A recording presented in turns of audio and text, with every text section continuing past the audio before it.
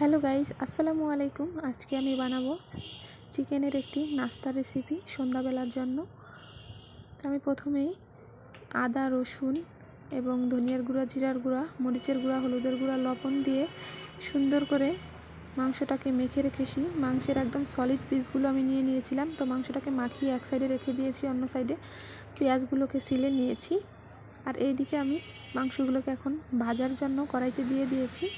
এই যে মাংসগুলোকে সুন্দর করে ভেজে নিয়েছি। এখন মাংসগুলোকে আমি একটু তুলে রাখবো। তারপর পেঁয়াজটাকে হালকা ভেজে এর মধ্যে মাংসগুলো এবং টমেটো সস দিয়ে দিয়েছি। পেঁয়াজ সাথে কিন্তু কাঁচামরিচও আছে। আর হালকা একটু তেল দিয়ে কড়াইতে পেঁয়াজগুলোকে হালকা একটু ভেজে তার মধ্যে ফ্রাই করা মাংসগুলো দিয়ে দিলেই তৈরি হয়ে যাবে সুন্দর এই মজাদার বিকেলবেলার নাস্তাটা। তো কেমন লাগছে কমেন্টে অবশ্যই জানিও।